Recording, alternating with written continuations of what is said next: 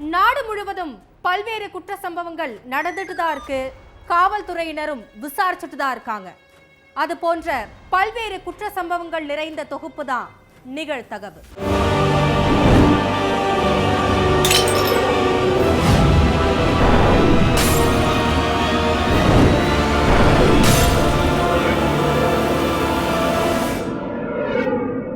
நிகழ்தகவு. வீட்டை விட்டு வெளியே வந்த ரியல் எஸ்டேட் தொழிலதிபர், மறைத்து வைத்திருந்த கத்தியை எடுத்து குத்திய இருவர், நடு ரோட்டில் தொழிலதிபர் சடலமாக கிடந்த கொடூரம், உடன் வேலை பார்த்த பாடி கார்டுகளே தொழிலதிபரை கத்தியால் குத்தி கொலை செய்தது ஏன்? நடந்தது என்ன?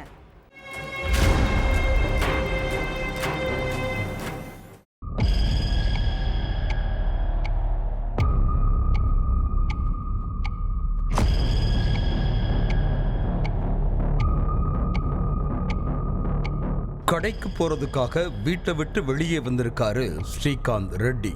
கேட்டை திறந்துட்டு வாசலுக்கு வந்ததும் அவரோட வீட்டுக்கு முன்னால 2 பேரு நின்னுட்டு இருந்திருக்காங்க. கண்ணிமைக்கிற நொடியில மறைச்சு வச்சிருந்த கத்தியை எடுத்து அந்த 2 பேரும் ஸ்ரீகாந்த் ரெட்டியோட வயிற்றுல குத்தி இருக்காங்க. அதுல அவர் சரிஞ்சு கீழே விழுந்ததும் நெஞ்சில குத்துனதோட மீண்டும் மீண்டும் வயிற்றுல கத்தியால குத்தி இருக்காங்க. ஸ்ரீகாந்த் செத்துட்டான், இதோட நிறுத்திப்போம், இனி அவனை குத்த வேண்டாம்னு கூட இருந்த இன்னொரு நபர் தடுத்து இருக்கார். அக்கம் பக்கத்துல உள்ள மக்கள், எதிர் வீட்டுல இருந்த எல்லாரும் இந்த சம்பவத்தை பார்த்து கத்தி சத்தம் போட்டு இருக்காங்க.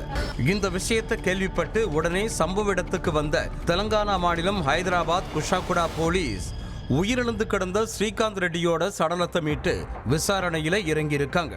அதுல முதல் கட்டமா கொலை செய்யப்பட்டது real estate businessman Srikanth Reddy அப்படிங்கிறது தெரிய வந்திருக்கு. சித்திப்பேட்டை பகுதியைச் சேர்ந்த ஸ்ரீகாந்த் ரெட்டி கொஞ்ச நாளைக்கு முன்னாடி மங்காபுரம் காலனியில தங்கி ரியல் எஸ்டேட் வேலை செஞ்சுட்டு இருந்தார். இவருக்கு கல்யாணமாகி குழந்தைகள் இருக்கு. இவர் பிரச்சனை உள்ள சில நிலங்களை பஞ்சாயத்து பேசி தீர்த்து வைக்கிறதுன்னு சில இல்லீகல் வேலைகளையும் ஸ்ரீகாந்த் செய்து வந்ததா சொல்லப்படுது.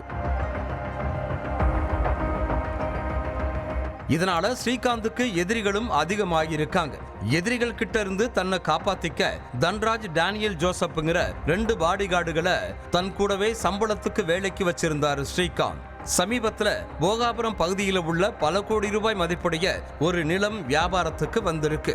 இந்த இடம் சக்சஸ்ஃபுல்லா முடிஞ்சா தன்ராஜுக்கும் டேனியல் ஜோசப்பிற்கும் தலா 1 கோடி ரூபாய் தர்றதாகவும் வாக்குமூலம் கொடுத்திருந்தாரு ஸ்ரீகாந்த். அதே மாதிரி அடுத்த கொஞ்ச நாட்கள்லயே நிலமும் சக்சஸ்ஃபுல்லா முடிஞ்சிருக்கு. ஆனா சொன்ன வாக்குறுதியை நிறைவேற்றாம ஸ்ரீகாந்த் 2 பேரையும் ஏமாத்திருக்கார். இதனால 2 பேரும் அடிக்கடி ஸ்ரீகாந்த் கிட்ட பணம் கேட்டு டார்ச்சர் பண்ணிருக்காங்க. ஆனா அத காது கொடுத்து கூட கேட்காத ஸ்ரீகாந்த் பணத்தை கொடுக்காம இழுத்தடிச்சுட்டே இருந்திருக்கார். இந்த விவகாரத்துல கடும் மன உளைச்சலுக்கு ஆளான தன்ராஜ் டெய்லி மது போதையில ஸ்ரீகாந்தோட ஆபீஸுக்கு போறது, அங்க போயிட்டு பிரச்சனை பண்றதுமா இருந்திருக்காரு. தன்ராஜோட செயலாளர் ஸ்ரீகாந்த் அவரை வேலையை விட்டே நிறுத்திட்டார். இதனால கடும் கோபமான தன்ராஜ் மறுநாளே மது போதையில ஸ்ரீகாந்தோட வீட்டுக்கு போயிட்டு பிரச்சனை பண்ணிருக்கார். நாங்க சும்மா தான் இருந்தோம், நீங்க தான் பிசினஸ் நல்லபடியா முடிஞ்சா 1 கோடி ரூபாய் தர்றேன்னு சொன்னீங்க, இப்போ பணத்தை தராம ஏன் என்னைய வேலை விட்டு நிறுத்துனீங்கன்னு சண்டை போட்டு இருக்கார். அதுக்கு ஸ்ரீகாந்த் தன்ராஜ தகாத வார்த்தைகளால திட்டினதா கூறப்படுது. இதனால கோபத்தோட உச்சத்துக்கே போன தன்ராஜ் தனது நண்பர் டேனியல் ஜோசப் கூட சேர்ந்து ஸ்ரீகாந்தை கொலை செய்ய திட்டம் போட்டு இருக்கார். சம்பவத்தன்னைக்கு ஸ்ரீகாந்த் வேலை விஷயமா வெளியில கிளம்பிட்டு இருந்திருக்காரு. அப்போ அங்க வந்த தன்ராஜும் டேனியல் ஜோசப்பும் வீட்டு வாசல்ல நின்று சண்டை போட்டு இருக்காங்க. அடுத்து மறைச்சு வச்சிருந்த கத்தியை எடுத்து ஸ்ரீகாந்த சர்ரமரியா கத்தியால குத்தி கொன்னு இருக்காங்க. ஸ்ரீகாந்த் உயிரிழந்ததை தெரிஞ்சுக்கிட்டு தன்ராஜ் தப்பிச்சு போயிட்டார். ஆனா டேனியல் ஜோசப் ரத்தம் சொட்ட சொட்ட கத்தியோட அங்கேயே நின்னுட்டு இருந்தார். இந்த விஷயத்தை கேள்விப்பட்டு ஸ்பாட்டுக்கு போன போலீஸ் டேனியல் ஜோசப்பை அரெஸ்ட் பண்ணிட்டாங்க. தலைமறைவா இருக்கிற தன்ராஜ தேடிட்டு இருக்காங்க. மூடப்பட்டு கிடந்த பள்ளிக்கூட அறைகள், இரவு நேரத்தில் மட்டும் கேட்ட வினோத சத்தம், வகுப்பறைக்குள் அல்ட்ராசோலம் என்ற மனித உயிருக்கே ஆபத்தான போதைப் பொருட்களை தயாரித்த நபர்கள், பகலில் பள்ளிக்கூடமாகவும் இரவில் போதைப்பொருள் கூடாரமாகவும் செயல்பட்டு வந்ததால் அதிர்ச்சி. பள்ளிக்கூடத்தை போதை கூடாரமாக மாற்றிய நபர் யார்? நடந்தது என்ன?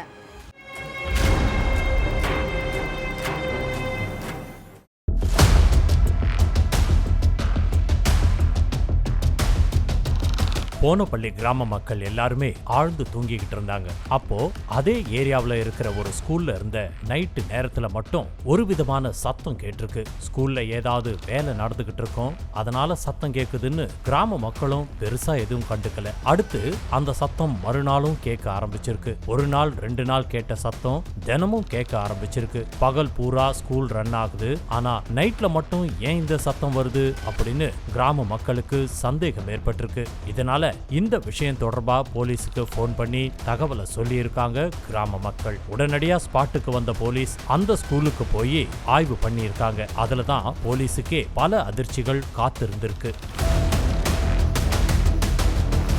தெலங்கானாவில் உள்ள போனப்பள்ளி ஏரியாவை சேர்ந்தவர் ஜெயபிரகாஷ் கவுடு. இவர் அதே ஏரியாவில் மேத்தாங்கிற பேர்ல ஒரு ஸ்கூல் ஆரம்பிச்சிருக்காரு. இந்த ஸ்கூல் கொஞ்சம் கொஞ்சமா டெவலப் ஆனதுக்கு அப்புறம் இவர் அதே பேர்ல பல இடங்கள்லயும் ஸ்கூல் ஆரம்பிச்சு பல பசங்களுக்கு கல்வி சேவை ஆற்றி தன்னுடைய பொருளாதாரத்தையும் கவனிச்சுக்கிட்டு இருந்தாரு. ஜெயபிரகாஷும் அதே ஏரியாவில் உள்ள சேகரும் ரொம்ப க்ளோஸ் ஃப்ரெண்ட்ஸா இருந்திருக்காங்க. கொஞ்ச நாளைக்கு முன்னாடி சேகர் மூலமா ஜெயபிரகாஷுக்கு குருவா ரெட்டிங்கிற நபர் பழக்கம் ஆகியிருக்காரு. அந்த பழக்கம்தான் ஜெயபிரகாஷ ஒரு பெரிய பிரச்சனையில சிக்க வச்சிருக்கு. ஆரம்பத்துல சாதாரணமா பேசின குருவா ரெட்டி நாள் போக போக அல்ப்ரசோலம் போதை பொருள் பத்தி ஜெயபிரகாஷ் கிட்ட பேச ஆரம்பிச்சிருக்காரு. நீங்க இவ்வளவு பெரிய ஸ்கூல் நடத்திக்கிட்டு இருக்கீங்க, உங்களுக்கு நிறைய இடத்துல பிரான்ச் இருக்கு, அதனால காலையில ஸ்கூல் நடத்திட்டு நைட்டு அல்ப்ரசோலம் போதை மாத்திரை தயாரிச்சா ஸ்கூல் மூலமா வர்ற லாபத்தை விட இந்த போதை மாத்திரையால பல கோடி ரூபாய் சம்பாதிக்கலாம்னு ஆசையை தூண்டி இருக்காரு. முதல்ல இதுக்கு ஜெயபிரகாஷ் மறுப்பு தெரிவிச்சாலும் பணத்தாசை அவரையும் சும்மா விடல. அடுத்து கொஞ்ச நாட்கள்லயே இந்த பிசினஸ் பண்ண ஓகே சொல்லியிருக்காரு ஜெயபிரகாஷ். அதுக்காக ஸ்கூல்ல உள்ள 3 கிளாஸ் ரூம்ல போதைப் பொருள் தயாரிக்கிற எக்யூப்மெண்ட்ஸை வாங்கி போட்டு போதைப் பொருள் தயாரிக்க ஆரம்பிச்சிருக்காரு. இதுக்காக நிறைய ஆட்களையும் வேலைக்கும் சேர்த்திருக்காரு. எதுக்கு இந்த 3 ரூம் மட்டும் மூடியே கிடக்குதுன்னு மாணவர்களுக்கும் டீச்சர்ஸ்களுக்கும் சந்தேகம் வந்திருக்கு. அது மட்டும் இல்லாம அந்த கிளாஸ் ரூம் பக்கம் யாரையும் அனுமதிக்க கூடாதுன்னு ஓனர் கிட்ட இருந்து ஸ்ட்ரிக்டா ஆர்டரும் வந்திருக்கு. அதுக்கடுத்து கிட்டத்தட்ட ஒரு 6 மாசமா நைட்டு பூரா போதை மாத்திரையை தயாரி கள்ளு கடைக்கு விற்பனை பண்ணி கோடி கணக்குல பணம் பார்க்க ஆரம்பிச்சிருக்காரு ஜெயபிரகாஷ். கள்ளுல இந்த போதை மாத்திரையை போட்டு குடிச்சா அடுத்த நொடியே போதை தலைக்கு ஏறுமா. அதே மாதிரி இந்த மாத்திரையை அதிகமா பயன்படுத்தினா மனித உயிர்களுக்கே ஆபத்துன்னு கூறப்படுது. அது மட்டும் இல்லாம இந்த போதை பொருட்களை தயாரிச்சு மகாராஷ்டிரா போன்ற வெளி மாநிலங்களுக்கு இவர் அனுப்பி வச்சு பிசினஸ் பண்ணிக்கிட்டு இருந்ததா சொல்றாங்க. வழக்கம் போல காலையில ஸ்கூல் செயல்பட்டதால கிராம மக்கள் யாருக்கும் இது சம்பந்தமா சந்தேகமே வரல. ஆனா நைட்டு மட்டும் அந்த ஏரியாவுல ஒரு மாதிரியான சத்தம் கேட்டதால கிராம மக்கள் போலீஸுக்கு போன் பண்ணி தகவலை சொல்லி இருக்காங்க. உடனடியா ஸ்பாட்டுக்கு போன போலீஸ் அந்த ஸ்கூலை ஆய்வு பண்ணாங்க. அப்போ 1 கோடி ரூபாய் மதிப்புள்ள அல்ப்ரசோலம் மாத்திரைகள் ஸ்கூல்ல இருந்த எக்யூப்மெண்ட்ஸ்கள்னு எல்லாத்தையும் பறிமுதல் செஞ்சிருக்காங்க. அதையடுத்து 21 லட்சம் ரூபாய் ரொக்க பணத்தையும் பறிமுதல் செஞ்ச போலீஸ் ஜெயபிரகாஷ் கவுடுவையும் அரெஸ்ட் பண்ணி சிறையில் அடைச்சிட்டாங்க. இந்த போதைப் பொருள் தயாரிக்க யார்கிட்ட இருந்து பொருட்கள் வாங்கப்பட்டது, இதுக்கு யாரெல்லாம் உடந்தையா இருந்தாங்க அப்படிங்கிற டீடைல்ஸையும் சேகரிச்சுக்கிட்டு இருக்காங்க.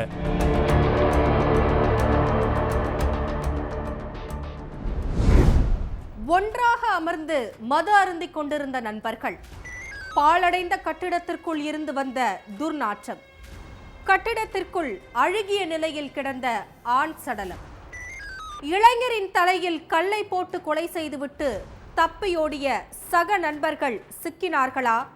நடந்தது என்ன?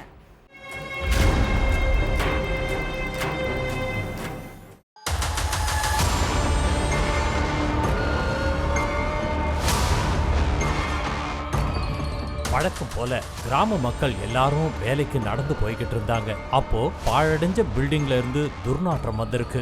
ஏன் இந்த பில்டிங்ல இருந்து இப்படி துர்நாற்றம் வீசுதுன்னு அந்த மக்கள் உள்ள போய் பார்த்திருக்காங்க. அங்க அழுகி போன நிலையில சடலம் ஒண்ணு இருந்திருக்கு. அதை பார்த்து அதிர்ச்சியான மக்கள் போலீஸுக்கு போன் பண்ணி தகவலை சொன்னாங்க. உடனடியா ஸ்பாட்டுக்கு வந்த போலீஸ் சடலத்தை மீட்டு போஸ்ட்மார்ட்டத்துக்கு அனுப்பி வச்சாங்க. இளைஞர் உயிரிழந்த விஷயம் அந்த கிராமம் ஃபுல்லா காட்டு தீ போல பரவி இருக்கு. உடனடியா அங்க வந்த கிராம மக்கள் கிட்ட இந்த இளைஞர் யாரு, கொலைகாரங்க பத்தி உங்களுக்கு விவரம் ஏதும் தெரியுமா அப்படின்னு கேட்டிருக்காங்க. அதுக்கு உயிரிழந்த இளைஞர் பேரு சங்கர், ஆனா அவரை யாரு கொலை செஞ்சது அப்படின்னு எங்களுக்கு தெரியாதுன்னு சொல்லிட்டாங்க கிராம மக்கள்.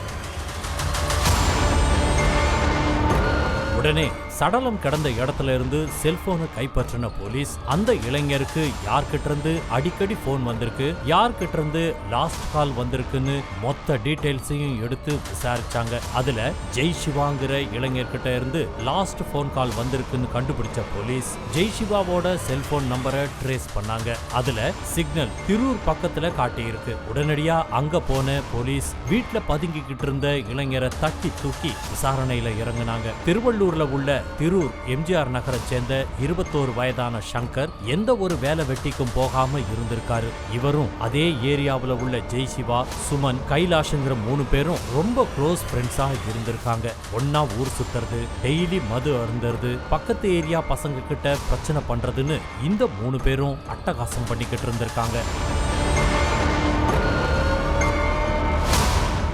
ஏதாவது ஒரு நல்ல வேலைக்கு போங்க, அப்பதான் உங்க எதிர்காலம் நல்லா இருக்கும்னு அந்த பசங்களுடைய அப்பா அம்மாவும் சொல்லியிருக்காங்க. ஆனா அத காது கொடுத்து கூட கேட்காத இளைஞர்கள் மதுவே கதின்னு கடந்திருக்காங்க. கொஞ்ச நாளைக்கு முன்னாடி இளைஞர்கள் 4 பேரும் ஒன்னா உட்கார்ந்து மது அருந்திக்கிட்டு இருந்திருக்காங்க. அப்போ கம்மி விலையில யாராச்சும் எனக்கு ஒரு புது போன் வாங்கித்தாங்கன்னு சொல்லியிருக்காரு ஜெய் சிவா. அதுக்கு சங்கர், என் ஃப்ரெண்டு ஒருத்தன் போன் கடை வச்சிருக்கான், 10,000 ரூபாய்க்கே அவங்கிட்ட நல்ல நல்ல போன் இருக்குன்னு சொல்லியிருக்காரு. அதை நம்பி ஜெய் சிவா முதற்கட்டமா 5,000 ரூபாய் பணத்தை கொடுத்திருக்காரு. பாக்கி 5,000 ரூபாய் பணத்தை நாளைக்கு தர்றேன்னு சொல்லியிருக்காரு. இதனால சங்கர் பணத்துக்காக வெயிட் பண்ணிக்கிட்டு இருந்தாரு. ஆனா ஜெய் சிவா, நான் கொடுத்த 5,000 ரூபாயை வச்சு போன் வாங்கித்தா, பேலன்ஸ் பணத்தை அப்புறமா தரேன்னு நாட்களை கடத்திக்கிட்டு இருந்திருக்காரு. நீ முழு பணத்தையும் கொடு, அதுக்கு அப்புறமா நான் போனை வாங்கி தரேன்னு சங்கரும் ஸ்ட்ரிக்டா பதில் சொல்லியிருக்காரு. இதனால சங்கருக்கும் ஜெய் சிவாவுக்கும் இடையில பிரச்சனை ஏற்பட்டிருக்கு. சம்பவத்தன்னைக்கு அதே ஏரியாவுல உள்ள ஒரு பாழடைஞ்ச பில்டிங்ல 4 பேரும் உட்கார்ந்து மது அருந்திக்கிட்டு இருந்தாங்க. அப்போ போன் சம்பந்தமா 2 பேருக்கும் இடையில மறுபடியும் பிரச்சனை ஏற்பட்டிருக்கு. சுமனும் கைலாஷும் ஜெய் சிவாவுக்கு ஆதரவா இருந்திருக்காங்க. 3 பேருமா சேர்ந்து சங்கர் கிட்ட சண்டை போட்டிருக்காங்க. அதுக்கு சங்கர் 3 பேரையும் தகாத வார்த்தைகள்ல திட்டுனதா கூறப்படுது. இதனால கோபத்தோட உச்சத்துக்கே போன ஜெய் சிவா கீழே கிடந்த கல்லை எடுத்து சங்கரோட தலையிலேயே போட்டு அவரை கொன்னுட்டாரு. ரத்த வெள்ளத்துல சங்கர் அங்கேயே துடிக்க துடிக்க உயிரிழந்துட்டாரு. அதை அடுத்து அந்த 3 பேரும் ஒண்ணுமே தெரியாத மாதிரி வீட்டுல போய் பதுங்கிட்டாங்க. கிட்டத்தட்ட 3 நாள் கழிச்சு ஜெய் சிவாவோட நம்பரை ட்ரேஸ் பண்ண போலீஸ் 3 பேரையும் அரெஸ்ட் பண்ணி சிறையில் அடைச்சிட்டாங்க. குழந்தைகளை மறந்து குடிக்கு அடிமை, டார்ச்சர் செய்த கள்ளக்காதலிக்கு அறிவாளால் பதில் சொன்ன காதலன், மது போதையிலேயே மண்ணு கட்டி கொண்ட சல்லாப ஜோடி, கொலையில் முடிந்த மது பார்ட்டி, நடந்தது என்ன?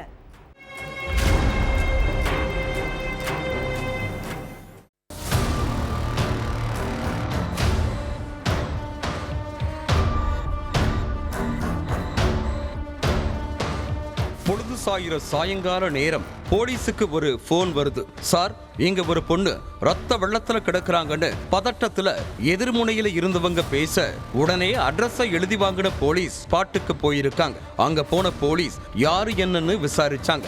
அதுல இறந்து கிடந்தது கர்நாடக மாநிலம் கோலார் மாவட்டம் ஸ்ரீனிவாசபூரை சேர்ந்த ரமிஜாபின்னு தெரிய வந்தது. ரமிஜாபிக்கு கல்யாணமாகி குழந்தைகள் இருக்காங்க. குடும்பமா வசிச்சிட்டு வந்த ரமிஜாபிக்கு என்ன ஆச்சுன்னு விசாரணையோட அடுத்த கட்டத்துக்கு போனாங்க. அப்புறம்தான் தெரிஞ்சது ரமிஜாபி வாழ்க்கையில இன்னொரு ஆள் இருக்கிறது. அதாவது சிக்கபலாப்பூர் மாவட்டம் குடிபண்டை பகுதியைச் சேர்ந்த பாபாஜானுக்கும் ஏற்கனவே திருமணமாகி குழந்தைகள் இருக்க ரமிஜாபிக்கும் பாபாஜானுக்கும் இடையே பழக்கம் ஏற்பட்டிருக்கு. வேலைக்கு போற வர்ற இடத்துல வச்சு ரமிஜாபியை பார்க்க ஆரம்பிச்ச பாபாஜான் தாலி கட்டின மனைவியை விட ரமி மேல பாசத்தை கொட்டி இருக்காங்க. ரெண்டு பேரும் செல்போன் நம்பரை பரிமாறி பேச ஆரம்பிச்சிருக்காங்க. ஆரம்பத்துல நட்பாகத்தான் ரெண்டு பேரும் பழகி இருக்காங்க. அப்புறம் ரெண்டு பேருக்கும் இடையிலையும் ஈர்ப்பு வந்திருக்கு. நட்பு கள்ளக்காதலா மாறி இருக்கு. குடும்பம் குழந்தைகளை மறந்து ரெண்டு பேரும் தனிமையில நேரத்தை செலவழிக்க நெருக்கம் இன்னும் அதிகமாக இருக்கு. கள்ள உறவோட மோகம் ரெண்டு பேருக்கும் கண்ணை மறைக்க குடும்பத்துக்கு டாட்டா காட்டிவிட்டு ரெண்டு பேரும் தனி குடித்தனம் போயிருக்காங்க. எதை பத்தியும் யோசிக்காம வேலைக்கு போறது சந்தோஷமா இருக்கிறதுன்னு உல்லாசமா இருந்திருக்காங்க. இதையெல்லாம் கேட்ட போலீஸ் குடும்பத்தை விட்டுட்டு வந்த ஆத்திரத்துல ரமிஜாபியோட கணவனோ பாபாஜானோட மனைவியோ இப்படி பண்ணிருக்கலாம்னு சந்தேகிச்சு விசாரிச்சாங்க. ரமிஜாபியோட கணவரும் சரி பாபாஜானோட மனைவியும் சரி விசாரணையில ஒரே மாதிரி எங்களுக்கு எதுவுமே தெரியாதுன்னு சொல்ல, அப்ப யாரு இந்த மாதிரி பண்ணிருப்பாங்கன்னு யோசிச்ச போலீஸ் கொலை நடந்த அன்னைக்கு என்ன நடந்துச்சுன்னு ஒண்ணு விடாம சொல்ல சொல்லி பாபாஜானை நோக்கி விசாரணையை திருப்புனாங்க. அதுதான் வழக்குலையும் திருப்பு முனையா இருந்துச்சு. ஏன்னா சம்பவம் நடந்த அன்னைக்கு நான் வீட்டிலேயே இல்லைன்னு பாபாஜான் முதல்ல போலீஸ் கிட்ட சொல்லியிருந்தான். அப்படின்னா எங்கெங்கெல்லாம் போனீங்கன்னு போலீஸ் கேட்க திருன்னு முழிச்சிருக்கா பாபாஜான். பாபாஜான் முகத்துல தெரிஞ்ச பதட்டம் போலீஸுக்கு சந்தேகத்தை கொடுக்க இன்னும் ஆழமா விசாரிச்சிருக்காங்க. அப்போ போலீஸ் கேட்ட ஒரு கேள்விக்கு கூட பாபாஜான் ஒருபடியா பதில் சொல்லல.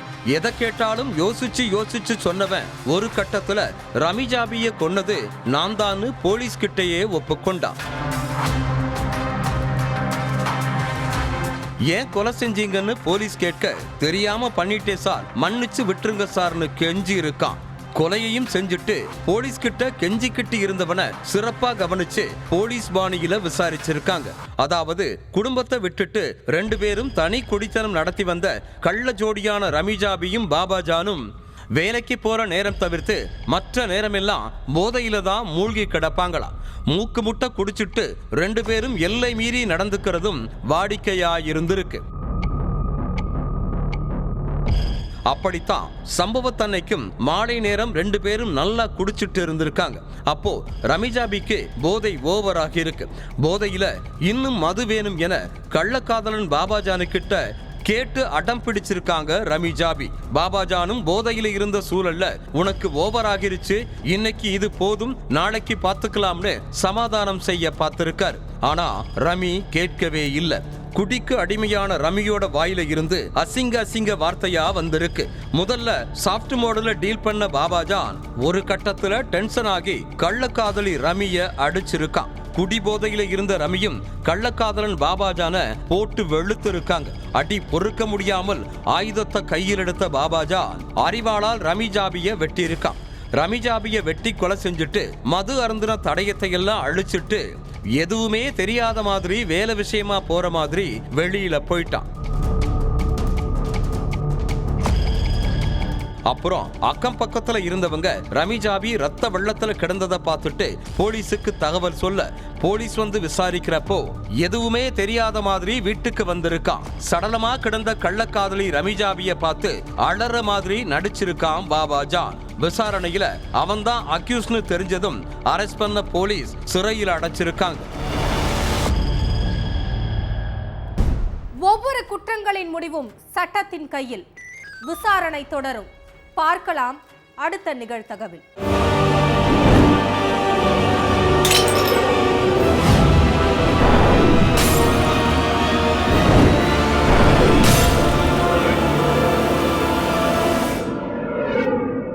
நிகழ்தகவு.